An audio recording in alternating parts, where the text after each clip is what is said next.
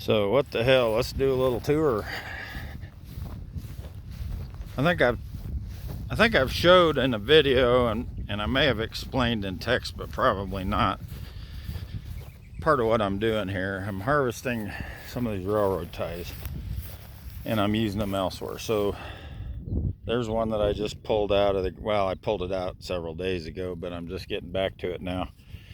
I pulled quite a few of these other ones out several days ago, and I piled them over here. And I did a couple of videos unboxing this stock tank in, and I got interrupted for a while with moving house, but so I'm back at it.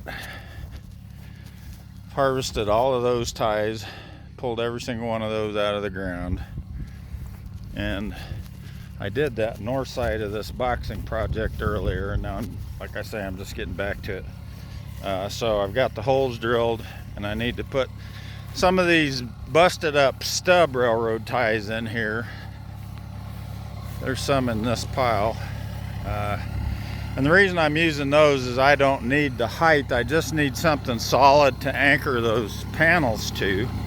I'm going to shut the skid steer off now. It's cooled down. So like this one here, you can see now I've got red ants on there because I dropped it on the red ant pile. Red ants are harvester ants, but these short ones can go in these holes, and as you see there, they don't have to stick up that high. They just have to support the panel solidly.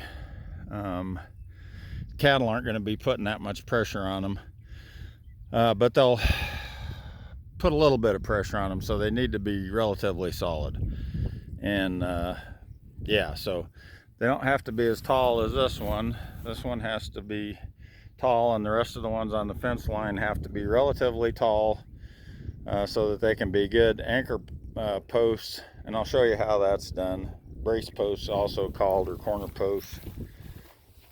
Here's a hole. Woohoo!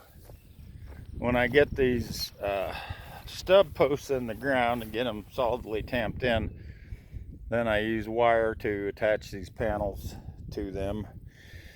And so we'll get that done here pretty shortly.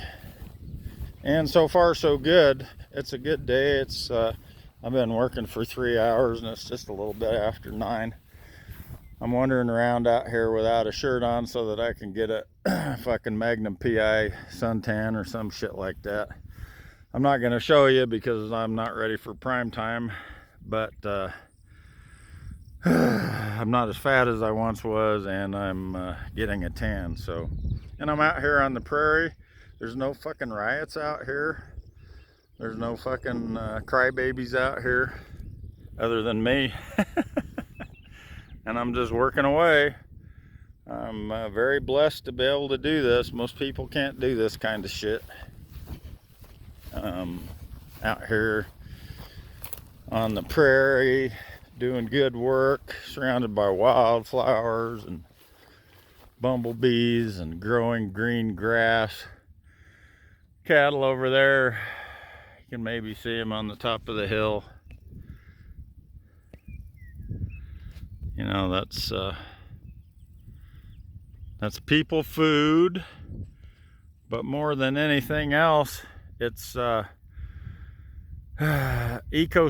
sustainability. This prairie needs to be grazed. It was evolved to be grazed. The way to turn this back into a desert is to not graze it. This is a homeostatic system on this planet, and that's just the reality. And if we try to make it a binary system where everything is bad except the precautionary principle or something like that, I don't know what all these crazy people are thinking anymore, but if we do that, we will do harm. We humans will do harm, actual harm, as opposed to the pretend harm of man-made global warming and all of that kind of stuff. But I babbled on too long, and it's time to get back to work.